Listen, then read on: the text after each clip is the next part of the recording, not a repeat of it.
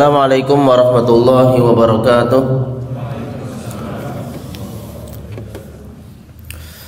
Innal hamdalillah nahmaduhu wa nasta'inuhu wa nastaghfiruh wa na'udzu billahi min shururi anfusina wa sayyiati a'malina.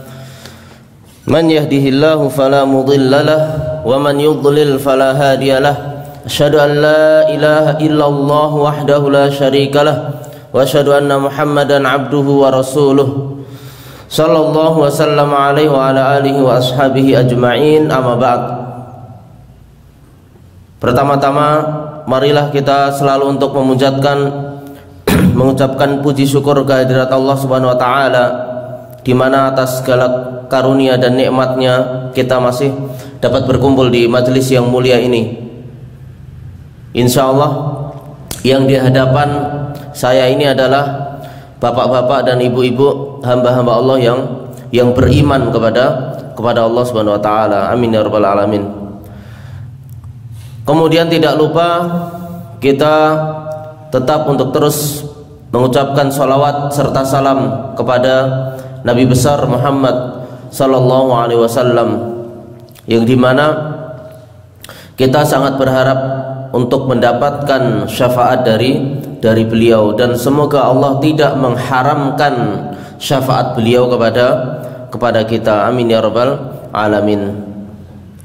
Saya mengucapkan terima kasih kepada seluruh pihak atas terselenggaranya kajian ini, terkhusus kepada Takmir Masjid Al-Muttaqin, kemudian juga Malang Mengaji, dan seluruh pihak-pihak yang tidak bisa saya sebutkan satu persatu. Semoga Allah membalas dengan pahala yang berlipat ganda. Para hadirin sekalian, bapak-bapak dan ibu-ibu sekalian, insya Allah pada pagi hari ini kita akan bahas tema yang sangat penting, yaitu tentang keimanan.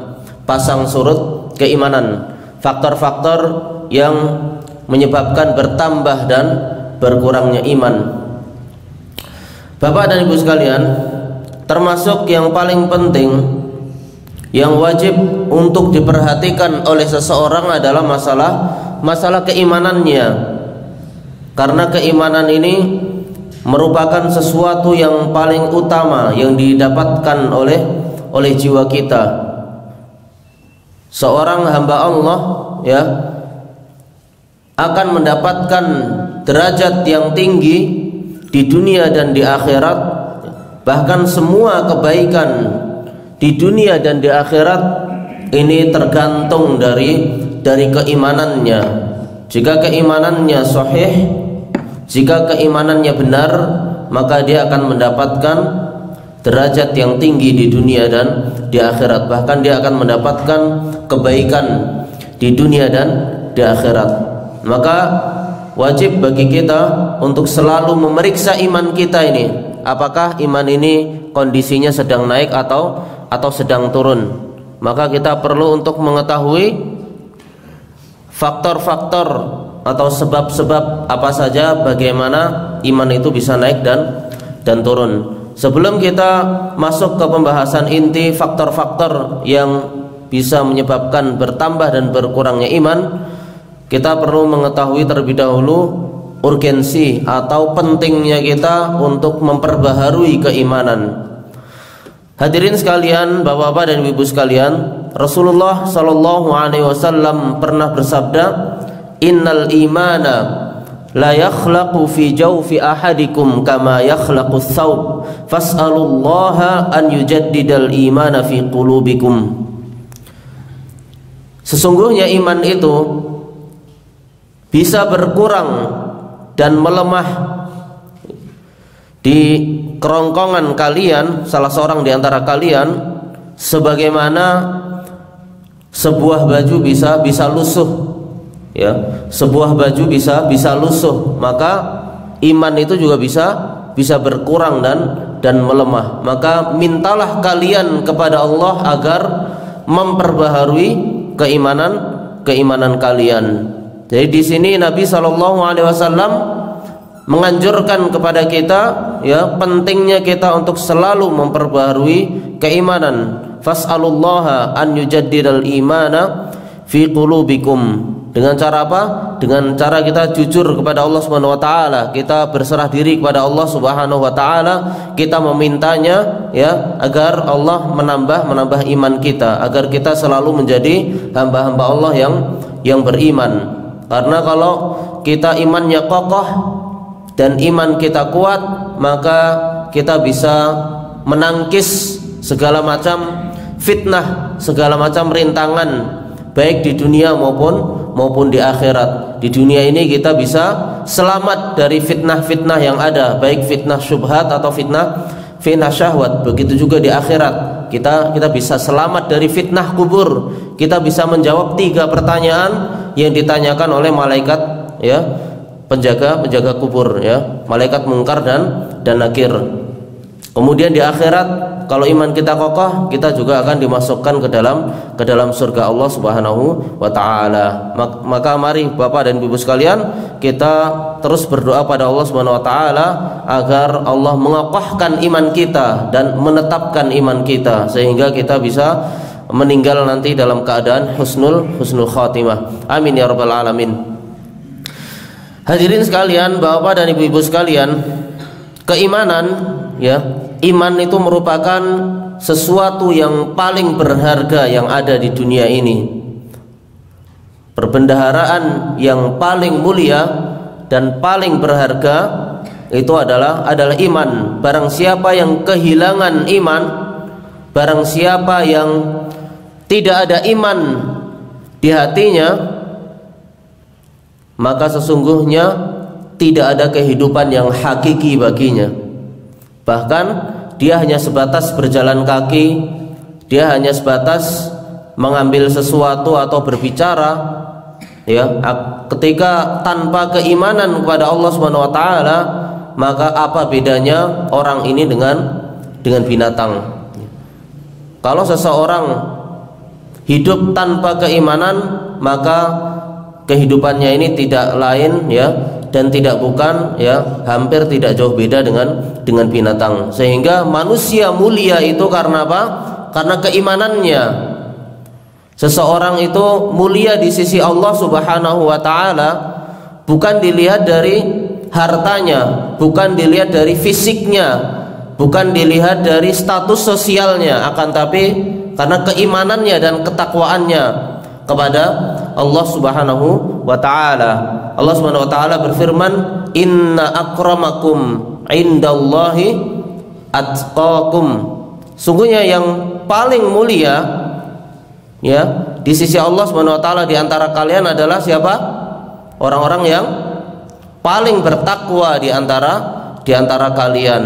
Orang yang paling bertakwa adalah orang-orang yang beriman ya, dengan keimanan yang tinggi, imannya kokoh dan imannya tetap ya di sisi Allah Subhanahu wa taala. Orang yang imannya kokoh ya, bisa jadi pada suatu saat dia mendapatkan fitnah, kemudian mendapatkan ujian, akan tetapi dia akan terus memeriksa ya dan menambah keimanannya. Jika imannya turun, dia akan bersegera taubat kepada Allah Subhanahu wa taala. Dia akan selalu mengingat Allah Subhanahu wa taala.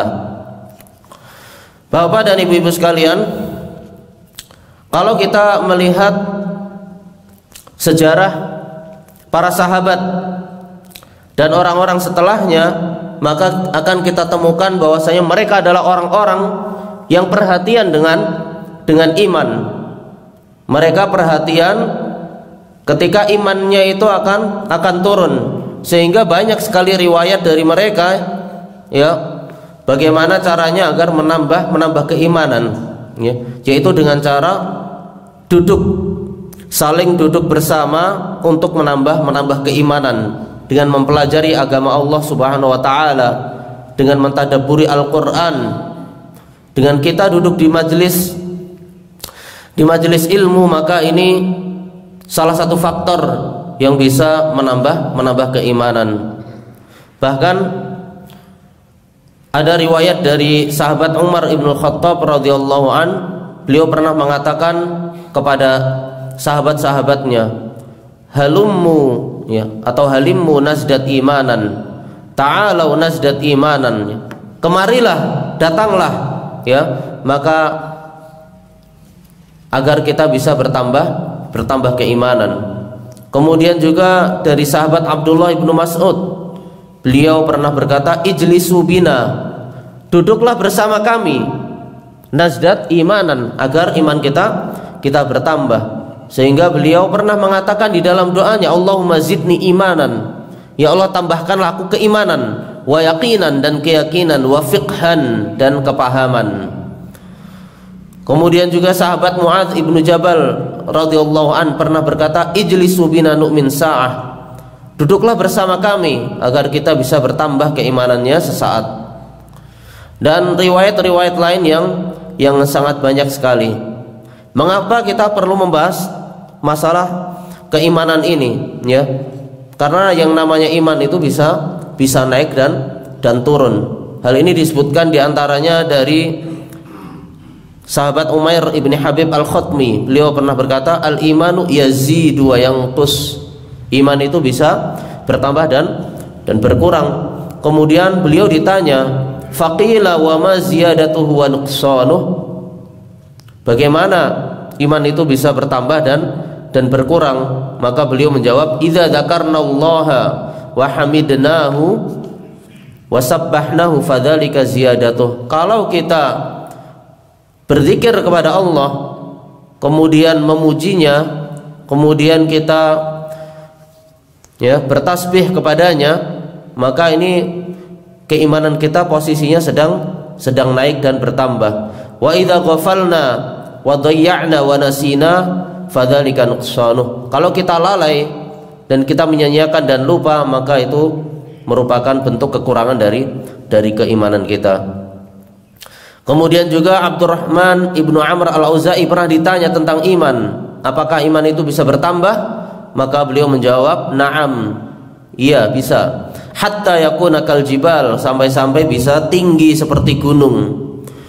Qila afa yanqus, apakah iman itu juga bisa berkurang? Qala na'am hatta la yabqa minhu syai'. Iya, bisa berkurang sampai-sampai tidak tersisa sama sekali, ya. Jadi iman itu bisa naik sampai setinggi gunung.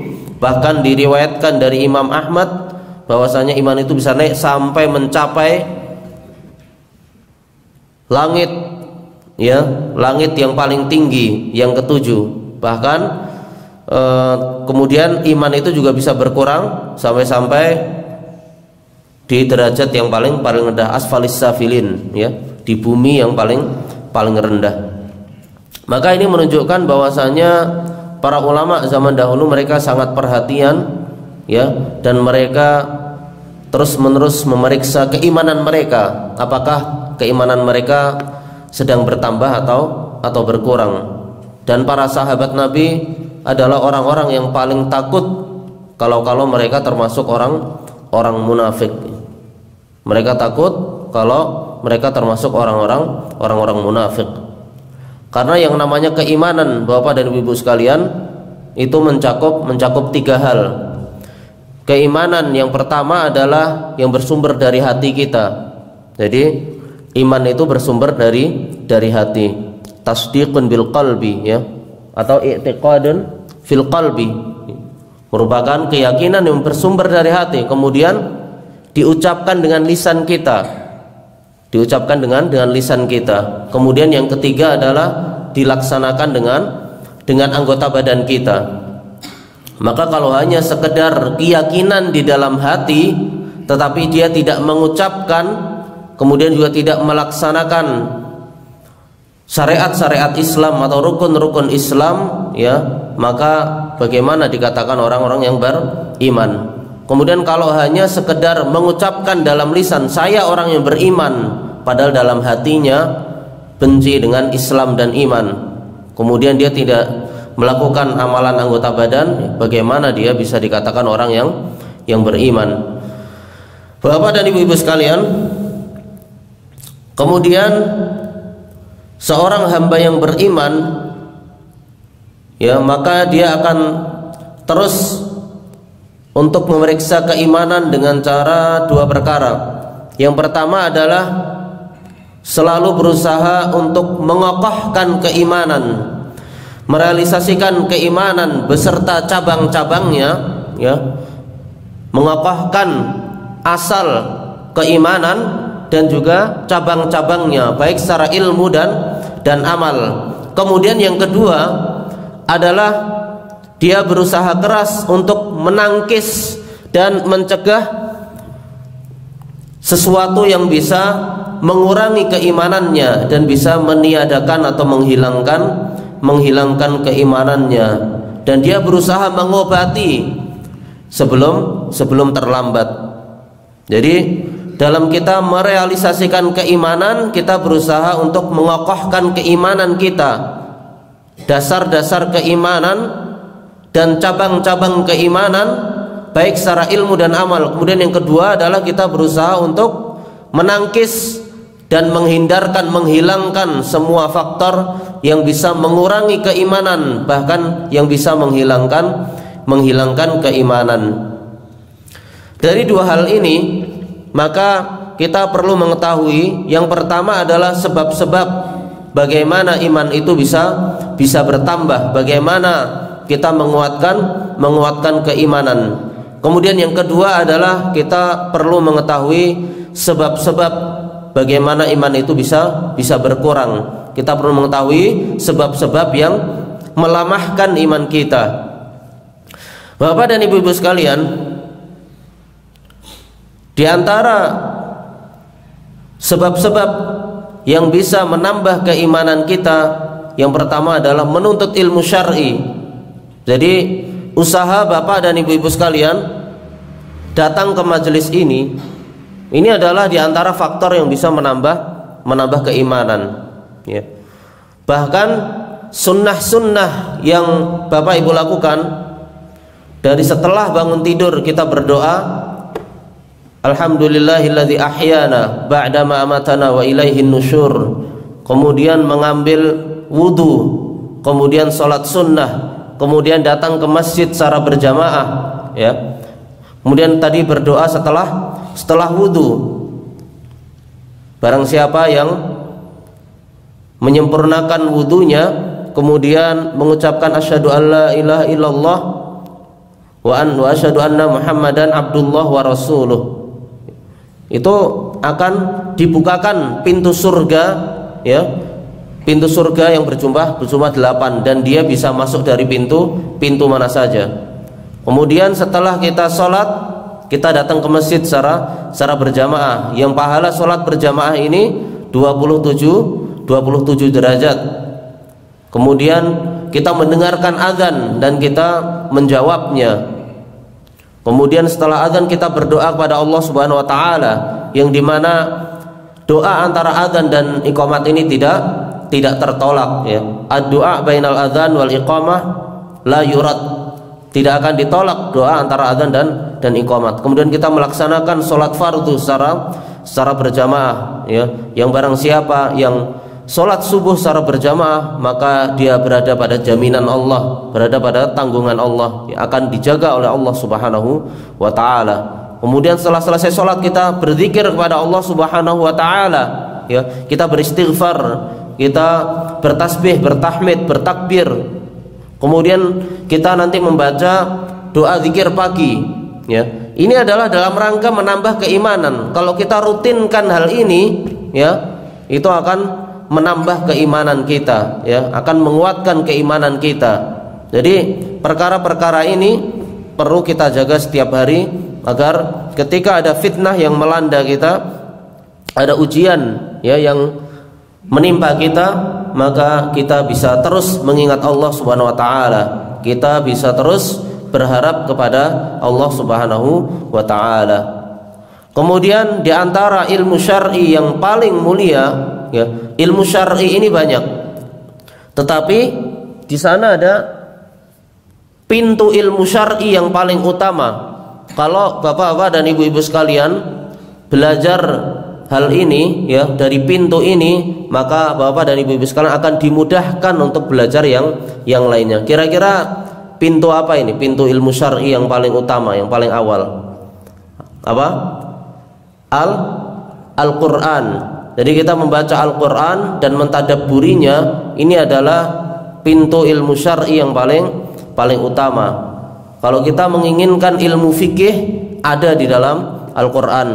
Kalau kita mau belajar tentang sejarah, ya, Al-Qur'an banyak sekali mengisahkan sejarah orang-orang yang terdahulu. Kita menginginkan ilmu tafsir, kita menginginkan ilmu tazkiyatun nafs. Ini ada semuanya di dalam Al-Qur'an. Jadi ilmu syar'i yang pertama kali yang harus kita beri perhatian, ya, itu adalah membaca Al-Qur'an dan mentadabburinya. Allah Subhanahu wa taala berfirman, Kitabun anzalnahu ilaika mubarakul liyadabbaru ayatih wa liyatadzakkara ulul albab. Ini adalah kitab yang kami turunkan kepadanya, yang kami turunkan kepadamu, ya, dan penuh berkah agar mereka mentadabburi ayat-ayatnya dan agar orang-orang yang berakal bisa mengingat. Kemudian yang kedua, Bapak dan Ibu sekalian, selain kita mempelajari Al-Qur'an, kita perlu untuk mengetahui nama-nama Allah dan sifat-sifatnya. Kita perlu mengetahui nama-nama Allah yang indah, Asmaul Husna, dan sifat-sifatnya yang tinggi. Allah Subhanahu wa taala berfirman, walillahil asmaul husna fad'uuhu biha. Dan Allah memiliki nama-nama yang indah, maka berdoalah kalian dengannya. Kemudian Rasulullah sallallahu alaihi wasallam pernah bersabda, Inna lillahi tis'atan wa tis'ina isman mi'atan illa wahidah man ahsaha dakhalal jannah. Sungguhnya Allah memiliki 99 nama, 100 dikurangi 1, 99. Barang siapa yang bisa menghafalnya dan mengamalkannya, maka ia akan masuk surga. Jadi ketika kita mengetahui nama-nama Allah, maka kita amalkan, kita berdoa dengan nama Allah tadi, kemudian mengamalkan konsekuensi dari nama Allah tadi, ya. Misalkan nama Allah Ar-Rahman, maka kita berdoa pada Allah Subhanahu wa taala, ya Rahman, ya Rahman, irhamna. Wahai Ar-Rahman, ya Allah, zat yang Maha Pengasih, ya, kasihanilah kami, ya, berilah rahmat kepada kami. Kemudian setelah kita berdoa dengan nama Ar-Rahman, maka kita menjadi hamba-hamba Allah yang penuh kasih sayang dengan sesama. Kemudian kita berdoa, ya Ghaffar atau ya Ghafur, wahai zat yang Maha Pengampun, ighfir lana dzunubana, ampunilah dosa-dosa kami, ya. Allahumma ighfir lana dzunubana, ya Allah, ampunilah dosa-dosa kami. Jadi kita berdoa dengan nama Allah Al-Ghaffar, Al-Ghafur. Kemudian kita meminta ampun kepadanya. Kemudian konsekuensi dari hal tersebut adalah kita menjadi hamba-hamba Allah yang pemaaf. Kita memaafkan kesalahan-kesalahan seseorang yang pernah salah kepada kita, ya, dan kita tidak menjadi orang yang pendendam. Maka ini adalah dalam rangka kita mengamalkan nama-nama Allah dan konsekuensinya. Hadirin sekalian, Bapak dan Ibu sekalian, kemudian di antara faktor yang menambah keimanan adalah kita merenungi sejarah Nabi sallallahu alaihi wasallam. Kita mengikuti dan mencontoh apa yang dilakukan oleh Nabi sallallahu alaihi wasallam, baik dalam ibadahnya, dalam sopan santunnya, adabnya, dalam muamalahnya. Jadi dalam semua aktivitas kita mencontoh Nabi sallallahu alaihi wasallam. Bahwasanya Nabi sallallahu alaihi wasallam merupakan manusia yang terbaik, manusia terbaik sepanjang masa, ya. Dan Nabi sallallahu alaihi wasallam adalah orang yang paling bersabar dan bertakwa. Maka kita berusaha untuk mencontoh Nabi sallallahu alaihi wasallam dengan kita membaca hadis-hadis Nabi sallallahu alaihi wasallam, kita membaca perjalanan hidup Nabi sallallahu alaihi wasallam, maka ini akan menambah keimanan kita, ya. Ternyata banyak sekali yang mungkin aktivitas kita ini, ya, belum mencontoh sempurna, ya, pada Nabi sallallahu alaihi wasallam. Bapak dan Ibu-ibu sekalian, kemudian diantara faktor yang bisa menambah keimanan adalah kita perlu mengetahui bahwasanya agama Islam ini adalah agama yang indah. Jadi ma'rifatu mahasiniddin al-islami, mengetahui keindahan agama Islam, bahwasanya agama Islam ini adalah agama yang paling lengkap.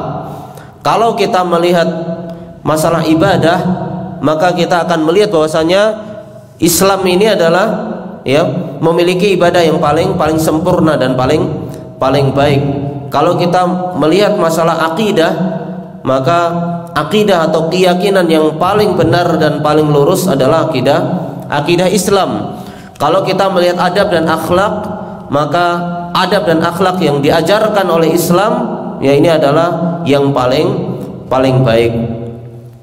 Sampai-sampai Nabi SAW telah mengajarkan sesuatu semuanya kepada kita, sehingga orang-orang Yahudi dahulu datang kepada Salman Al-Farisi dan mereka berkata, allamakum nabiyyukum sallallahu alaihi wasallam hatta al-khira'ah. Sungguhnya apakah Nabi sallallahu alaihi wasallam telah mengajarkan kepada kalian sampai-sampai adab buang hajat? Maka Salman menjawab, ajal, benar. Nabi SAW telah mengajarkan adab-adab buang hajat kepada kita. Di antaranya yang pertama, nahana an nastaqbilal qiblata bi ghaitin aw baulin. Kita dilarang ketika kita buang hajat, baik kencing maupun BAB, untuk menghadap kiblat. Dilarang kita ketika buang hajat untuk menghadap kiblat. Kemudian aw nastanjiya bil yamin, atau kita beristinja dengan tangan kanan. Aw nastanjiya bi aqalla min salasati ahjarin, atau kita beristinja kurang dari 3 batu. Aw nastanjiya bi azimin bi raji'in aw azmin, atau kita beristinja menggunakan tulang belulang atau menggunakan kotoran. Inilah di antara adab-adab beristinja. Kalau adab istinja saja diajarkan oleh Nabi SAW, apalagi masalah-masalah yang lain. Dengan kita mengetahui keindahan agama Islam dan lengkapnya agama Islam ini, maka ini termasuk faktor yang bisa menambah keimanan kita. Bapak dan ibu-ibu sekalian, kemudian di antara faktor yang bisa menambah keimanan adalah kita merenungi ayat-ayat Allah kauniyah, ayat-ayat Allah yang berkaitan dengan alam semesta. Kalau kita melihat ciptaan-ciptaan Allah, dari langit, gunung, pohon-pepohonan, kemudian sungai, lautan, lembah, bintang-bintang, kemudian rembulan, maka kita akan bertambah keimanan kita. Bagaimana Allah menciptakan makhluk-makhluk ini, ciptaan-ciptaan Allah ini dengan sempurna, Bagaimana Allah menciptakan semua ciptaannya ini dengan penuh lengkap dan sempurna, tidak ada cacat sama sekali. Allah Subhanahu wa taala berfirman, wa fi anfusikum afala tubsirun, dan pada diri kalian apakah kalian tidak melihat? Jadi bahkan diri kita ini, penciptaan manusia, bagaimana Allah menciptakan manusia dengan sebaik-baik penciptaan, maka ini juga bisa menambah keimanan. Kita melihat sempurnanya penciptaan manusia. Allah menciptakan manusia yang memiliki akal. Dengan akal ini manusia bisa menciptakan dan membuat sesuatu yang canggih dan bermanfaat bagi kehidupannya. Maka bagaimana dengan Sang Pencipta, Kalau kita merenungi ayat-ayat Allah kauniyah, ayat-ayat Allah yang berkaitan dengan alam semesta, kita merenungi makhluk-makhluk Allah, maka kita akan melihat kebesaran dan kekuasaan Allah Subhanahu wa taala. Bapak dan ibu-ibu sekalian, kemudian di antara faktor yang bisa menambah keimanan adalah taat kepada Allah dan melaksanakan perintah-perintahnya.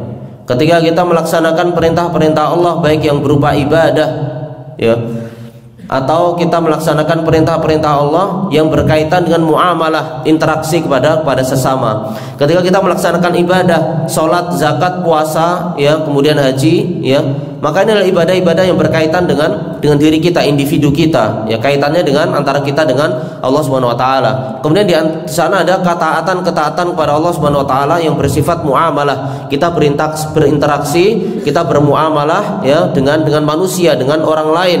Kita berbuat baik kepada orang lain, kita menghindarkan gangguan dari orang lain, bahkan kita menghindarkan gangguan yang ada di jalan. Maka ini adalah di antara faktor-faktor yang bisa menambah keimanan kita. Jadi faktor yang menambah keimanan tidak hanya terbatas pada ibadah-ibadah yang berkaitan dengan diri kita, akan tapi ibadah atau muamalah, interaksi kepada sama orang lain. Kita berbuat baik kepada orang lain, kita bersedekah, kita memberi apa yang kita punya, kelebihan harta kita kepada orang lain yang membutuhkan. Maka ini adalah di antara faktor-faktor yang bisa menambah keimanan kita. Bapak dan Ibu sekalian, setelah kita mendengarkan faktor-faktor yang bisa menambah keimanan kita, maka kita perlu mengetahui faktor-faktor yang bisa menyebabkan iman kita berkurang, ya. Jadi ada di sana sebab-sebab perkara-perkara yang bisa melemahkan dan bisa menurunkan iman kita, ya, membuat iman kita menjadi surut, ya, dan berkurang. Ketika kita mengetahui faktor-faktor ini yang bisa melemahkan iman ini, itu bukan berarti kita mau mengerjakan, ya, sebab-sebab ini, akan tapi kita berusaha menghindarinya, kita berusaha meninggalkannya. Sehingga ada seorang penyair berkata, araftu syarr la li syarr walakin litawaqqihi. Aku mengetahui keburukan itu bukan dalam rangka mau melakukan keburukan tadi, akan tapi untuk menghindari keburukan. Wa man lam ya'rifi syarr minal khair yaqa' fihi. Barang siapa yang tidak tahu keburukan dari kebaikan, maka dia akan terjatuh pada keburukan. Kemudian kalau kita melihat sebab-sebab yang melemahkan iman atau sebab-sebab yang menyebabkan iman kita turun, maka kalau kita lihat ini bisa kita bagi menjadi dua sebab. Di sana ada faktor-faktor yang melemahkan atau menurunkan iman kita yang berasal dari diri kita.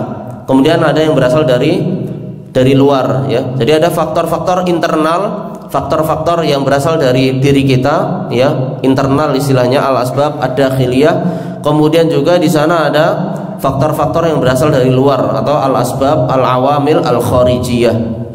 Jadi selain dari diri kita yang bisa melemahkan iman kita, maka di sana ada orang-orang luar atau faktor-faktor luar eksternal yang bisa melemahkan kita.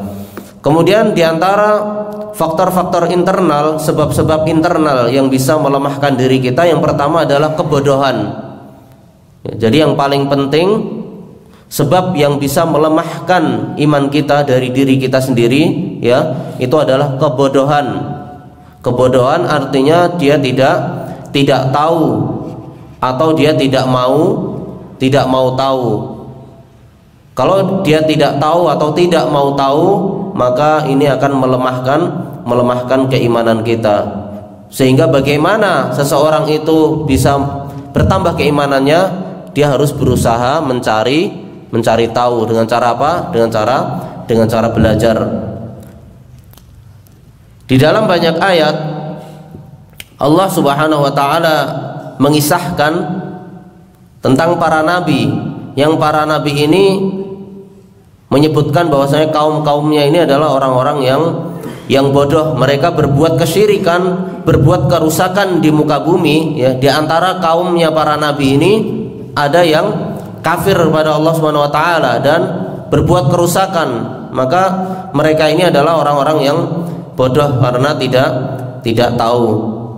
Banyak di antara para nabi ini mengucapkan, misalnya, qalu ya Musa ij'al lana ilaha kama lahum aliha qala innakum qaumun tajhalun.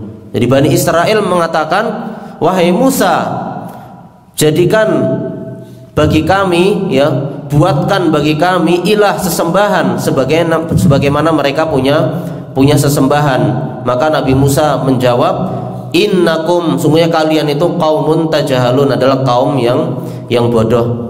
Kemudian juga diantaranya Nabi Lut ya berkata kepada kaumnya, walutan id qala liqaumihi atatuna al-fahishata wa antum tubsirun a innakum lata'tuna ar-rijala syahwatan min dunin nisa bal antum qaumun tajahalun. Dan Nabi Lut berkata kepada kaumnya, apakah kalian mendatangi kekejian ya dengan berbuat homoseksual ya, padahal kalian melihat. A innakum lata'tuna ar-rijala syahwatan min dunin nisa, apakah kalian itu mendatangi laki-laki ya berbuat homo dengan syahwat ya dan tidak mendatangi perempuan ya, sungguhnya ya bahkan kalian itu merupakan kaum-kaum yang jahil dan bodoh. Jadi kebodohan ini merupakan sebab terbesar ya adanya kerusakan di muka bumi. Seseorang berbuat kesyirikan, berbuat kerusakan, berbuat maksiat di muka bumi, sebab yang paling utama adalah karena kebodohan. Kebodohan merupakan asas, merupakan landasan ya musibah atau penyakit yang ada pada manusia. Ketika seseorang itu bodoh terhadap agama Allah, maka dia akan terjatuh pada maksiat. Sehingga kalau ada seseorang yang berbuat maksiat ya, dia sudah tahu bahwasanya ini maksiat, akan tetapi melakukan maksiat tersebut, maka sebenarnya dia termasuk orang-orang yang bodoh. Kalau ada orang yang bermaksiat dan dia tidak tahu itu maksiat, thumma yatubuna min qarib faulaika yatubullahu alaihim, kemudian mereka bertaubat dengan segera ya, maka mereka adalah orang-orang yang Allah terima taubatnya. Jadi kata-kata mereka melakukan keburukan karena bodoh, ini adalah karena kebodohan, akibat dari maksiat tadi ya.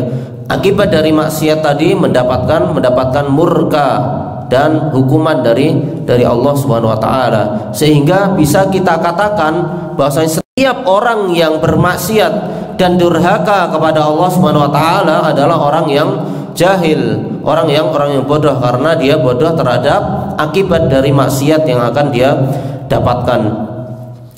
Bapak dan Ibu-ibu sekalian, kemudian faktor internal atau dari dalam diri kita yang bisa menyebabkan lemahnya iman yang adalah al-ghaflah. Al-ghaflah ini artinya kelalaian. Kalau kita lalai, kalau kita tidak mengingat Allah Subhanahu wa taala ya, dan kita lupa terhadap Allah Subhanahu wa taala, maka ini adalah diantara yang bisa menurunkan dan melemahkan iman kita. Kelalaian merupakan penyakit ya yang berbahaya yang bisa menimpa manusia, sehingga di dalam surat ya yang paling akhir disebutkan di dalam Al-Qur'an, yaitu surat apa? Surat An-Nas. Kita diperintahkan untuk selalu meminta perlindungan kepada Allah Subhanahu wa taala dari al-waswasil khannas. Qul a'udzu birabbin nas, malikin nas, ilahin nas, min syarril waswasil khannas alladzi yuwaswisu fi sudurin nas minal jinnati wan nas. Jadi kita berlindung kepada Allah dari al-waswasil khannas, dari segala sesuatu yang membisiki keburukan kepada kita. Kalau kita lalai, di sana ada ada orang-orang atau setan-setan yang siap mengganggu kita dan memalingkan kita dari jalan yang lurus, memalingkan kita dari ketaatan kepada Allah Subhanahu wa taala. Kemudian diantara faktor internal yang bisa melemahkan iman kita adalah kita berpaling dari Allah Subhanahu wa taala. Al-i'rad ini artinya berpaling dari Allah Subhanahu wa taala, tidak mau tahu, tidak mau belajar agama ya. Ketika dikasih tahu dia tidak mau tahu ya. Maka ini merupakan penyakit ya, dan bisa menyebabkan berkurangnya iman. Barang siapa yang berpaling dari Allah Subhanahu wa taala, maka Allah akan meninggalkannya. Maka jangan sampai kita berpaling dari Allah Subhanahu wa taala, atau jangan sampai kita menolak kebenaran yang datang kepada kita. Kebenaran selama itu kebenaran, kalau berasal dari siapapun ya, kebenaran yang berasal dari siapapun selama itu kebenaran, maka harus kita terima. Bapak dan Ibu sekalian, kemudian diantara faktor yang bisa melemahkan keimanan kita adalah lupa, anisyan. Kalau seseorang itu lupa, maka ini bisa melemahkan keimanannya. Dan lupa ini ada dua pembagian. Di sana ada lupa yang diberikan uzur atau dimaafkan atau diberikan toleransi, dan ada lupa yang tidak diberikan toleransi atau tidak diberikan uzur. Lupa yang diberikan toleransi atau diberikan uzur adalah lupa yang tidak disengaja. Kalau kita lupa secara tidak sengaja, ya maka ini dimaafkan atau diberikan toleransi atau diberikan uzur. Sehingga kita banyak-banyak berdoa pada Allah Subhanahu wa taala, Rabbana la tu'akhidna, lanjutannya gimana? In nasina au akhtana. Wahai Rabb kami, janganlah engkau hukum kami jika kami lupa dan jika kami salah. Kemudian di sana ada lupa yang tidak diberikan uzur, tidak diberikan toleransi. Itu adalah lupa yang dilakukan secara sengaja. Jadi dia sengaja untuk lupa dan berpaling dari Allah Subhanahu wa taala. Allah Subhanahu wa taala berfirman, "Wala takunu kalladzina nasullaha faansahum anfusahum." Dan janganlah kalian menjadi seperti orang-orang yang lupa kepada Allah sehingga Allah meninggalkan mereka, ya. Bapak dan Ibu sekalian, kemudian diantara faktor internal yang bisa melemahkan iman kita adalah berbuat maksiat atau berbuat dosa, ya. Sebagaimana iman itu bisa bertambah dengan ketaatan, maka iman itu juga bisa berkurang dengan kemaksiatan. Maka wajib seseorang itu mengetahui, ya, perkara-perkara maksiat atau perkara-perkara yang dimurkai oleh Allah Subhanahu wa taala. Seseorang mengetahui maksiat itu untuk ditinggalkan, bukan untuk dikerjakan. Kemudian seseorang itu perlu mengetahui kadar dari maksiat ini, ya. Apakah maksiat ini merupakan dosa besar ataupun merupakan dosa kecil? Apakah maksiat ini bisa membatalkan keislaman dia atau tidak? Karena maksiat itu bertingkat-tingkat. Ada maksiat yang paling besar, ya, a'zamul kabair, akbarul kabair, ya, dosa besar yang paling besar, yaitu berbuat syirik pada Allah Subhanahu wa taala. Maka ini adalah maksiat yang paling besar. Seorang jika berbuat menyekutukan Allah, dia harus segera bertaubat kepada Allah Subhanahu wa taala dan kembali kepadanya. Jangan sampai seseorang itu meninggal dalam keadaan berbuat syirik kepada Allah. Dan dari semua dosa, ya, semua dosa-dosa besar dan dosa-dosa kecil, kita berusaha untuk menghindarinya, ya, agar kita imannya tidak turun terus menerus. Bapak dan Ibu sekalian, kemudian di sana ada faktor internal yang terakhir yang bisa melemahkan iman kita, yaitu jiwa kita ini, ya, jiwa kita ini yang mengajak kepada keburukan. Allah Subhanahu wa taala berfirman, "Innan nafsa la'ammaratun bis-su'i illa ma rahima rabbi." Sungguhnya jiwa itu selalu mengajak kepada keburukan kecuali yang dirahmati oleh Rabbku. Maka kita perlu meminta kepada Allah Subhanahu wa taala, kita memohon kepadanya dan meminta perlindungan kepadanya agar jiwa yang ada pada diri kita ini selalu mengajak kepada kebaikan, ya, dan agar jiwa kita tidak mengajak kepada keburukan.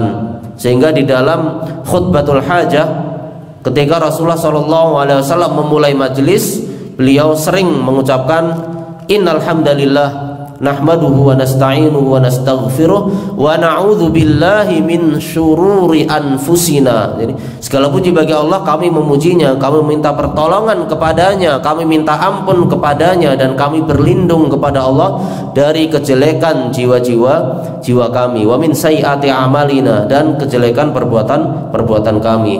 Kemudian di sana juga ada doa yang diajarkan oleh Nabi SAW, yang doa ini disunnahkan untuk diucapkan di waktu pagi dan sore. Allahumma alimal ghaibi wasyahadah, ya Allah, ya, yang mengetahui yang gaib maupun yang nyata. Fatiras samawati wal ard, yang menciptakan langit dan bumi. Rabba kulli syai'in wa malikah, Rabb atau Tuhan segala sesuatu dan yang menguasainya. Asyhadu an la ilaha illa anta, aku bersaksi bahwasanya tidak ada sesembahan yang berhak disembah kecuali Engkau ya Allah. A'udzubika min syarri nafsi, aku berlindung kepadamu dari kejelekan jiwa-jiwa yang ada pada diriku. Wa min syarri syaitani wa syirkih, dan dari kejelekan setan dan sekutu-sekutunya, atau dari jaring-jaring setan. Jadi kita perlu berlindung pada Allah dalam aktivitas kita dari kejelekan jiwa yang ada pada diri kita.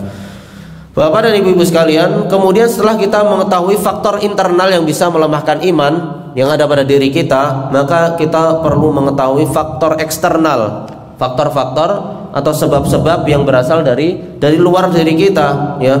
Di antara faktor eksternal dari luar yang bisa melemahkan iman kita, yang pertama adalah setan atau asyaiton. Setan ini adalah musuh kita, musuh bebuyutan manusia, musuh yang paling besar, yang berbahaya. Ini adalah setan. Maka setan ini akan berusaha untuk memalingkan kita, menghalangi kita dari berbuat ketaatan pada Allah Subhanahu wa ta'ala. Iblis laknatullah alaih, moyangnya jin, telah bersumpah di hadapan Allah Subhanahu wa ta'ala akan berusaha menghalangi manusia dari jalan yang lurus, ya. Iblis mengatakan, "Tsumma la'atiyannahum", kemudian aku akan mendatangi mereka, mendatangi manusia, maksudnya iblis akan mendatangi manusia. "Tsumma la'atiyannahum min baini aydihim", dari depan mereka, dari arah depan, "wa min khalfihim", dan dari arah belakang, "wa an aymanihim", dan dari arah kanan, "wa an syama'ilihim", dan dari arah kiri. Dari 4 sisi, depan, belakang, kanan dan kiri, ini iblis sudah bersiap-siap, iblis dan bala tentaranya bersiap-siap akan menghalangi kita dari jalan yang lurus, dari berbuat ketaatan kepada Allah Subhanahu wa ta'ala. Maka tidak ada jalan lain, caranya adalah kita meminta pertolongan kepada Allah Subhanahu wa ta'ala yang menciptakan manusia dan menciptakan jin dan menciptakan iblis, agar kita dihindarkan dari godaan iblis dan bala tentaranya. Kalau kita melawan iblis secara langsung, ya, maka mungkin kita tidak akan mampu, akan tapi dengan kekuatan doa kita kepada Allah Subhanahu wa ta'ala, kita ditolong oleh Allah Subhanahu wa ta'ala, maka kita bisa melawan mereka. Bapak dan ibu-ibu sekalian, kemudian di antara faktor eksternal yang bisa melemahkan keimanan kita adalah dunia, ya, dan fitnah-fitnahnya dan kenikmatan dunia ini. Dunia ini bisa melalaikan kita. Jangan sampai keilmuan kita itu hanya sekedar pada ilmu-ilmu yang bersifat duniawi saja dan mengesampingkan ilmu-ilmu yang bersifat ukhrawi atau yang bermanfaat bagi akhirat kita. Allah Subhanahu wa ta'ala telah memperingatkan kepada kita agar kita terhindar dari fitnah dunia, ya, agar kita tidak tertipu dengan dunia. Allah Subhanahu wa ta'ala berfirman, "I'lamu annamal hayatud dunya la'ibu walah." Ketahuilah sesungguhnya kehidupan dunia itu adalah main-main dan sendau gurau. Wa zinatu wa tafakhurum bainakum wa takatsurun fil amwali wal aulad. Dan dunia ini merupakan perhiasan dan kalian saling berbangga-bangga dan memperbanyak harta dan anak.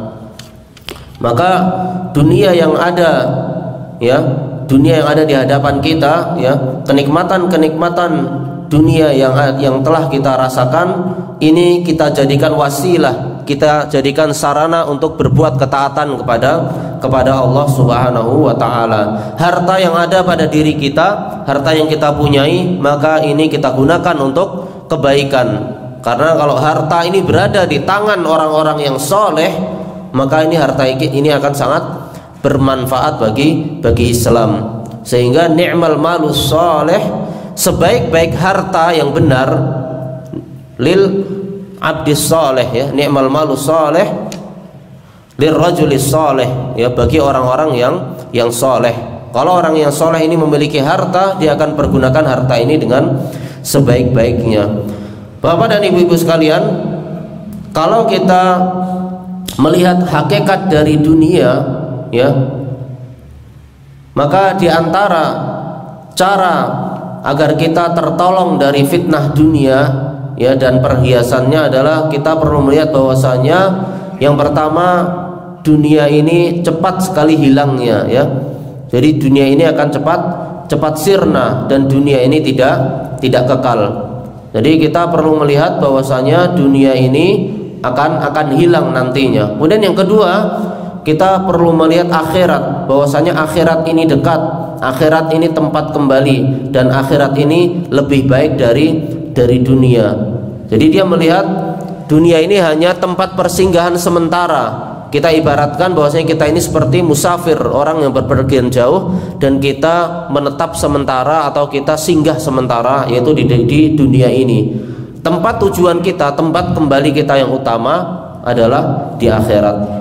Bapak dan ibu-ibu sekalian, kemudian faktor terakhir, faktor eksternal dari luar yang bisa melemahkan kita adalah teman-teman yang buruk atau teman-teman yang jelek. Rasulullah SAW pernah bersabda, ar-rajulu ala dini khalilih falyanzur ahadukum man yukhalil. Seseorang itu tergantung dari agama temannya, maka hendaklah salah seorang di antara kalian melihat kepada siapa dia berteman. Jadi teman itu sangat mempengaruhi kehidupan seseorang. Termasuk teman yang paling dekat adalah pendamping hidup, teman hidup kita, pasangan hidup kita, atau istri kita, ya, atau bagi istri suaminya. Ini adalah teman yang paling dekat, pendamping hidup. Maka perlu memilih suami atau istri yang soleh, yang baik, sehingga bisa membantu dalam ketaatan kepada Allah Subhanahu wa taala, menambah keimanannya. Ketika salah diluruskan, ketika lupa diingatkan, ketika berbuat dosa ya minta ampun kepada Allah Subhanahu wa taala. Kemudian di sana ya ada teman yang berbahaya sekali, terutama di media sosial. Maka kita perlu memilih-milih ketika kita bermedia sosial via handphone, via Facebook, Twitter, Instagram dan lainnya. Kita perlu memilih-milih dan kita perlu menyaring kepada siapa kita berteman ya. Friend list atau daftar pertemanan kita itu harus kita lihat. Karena kalau kita berteman dengan siapa saja dan kita tidak memilih-milih, maka bisa jadi kita akan terfitnah atau kita mendapatkan syubhat atau kita diganggu dan kita dipalingkan dari jalan yang lurus. Maka perlu sekali kita memilih-milih teman-teman yang baik sehingga bisa menambah keimanan kita. Ketika kita membaca statusnya, ketika kita membaca nasihat-nasihat dari orang-orang yang baik, teman-teman yang baik, maka ini akan menambah keimanan kita.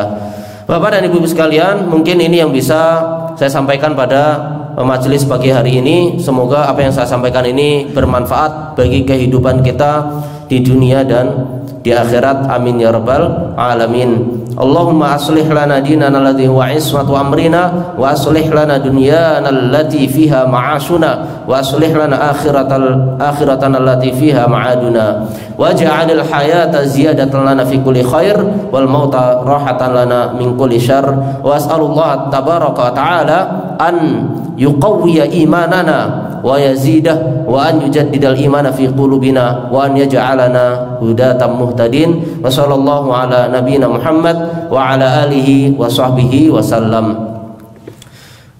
Kemudian kalau ada pertanyaan atau ada yang kurang jelas, tafadhol, dipersilahkan bagi Bapak dan Ibu sekalian untuk menyampaikannya. Jazakumullah khairan. Ada pertanyaan?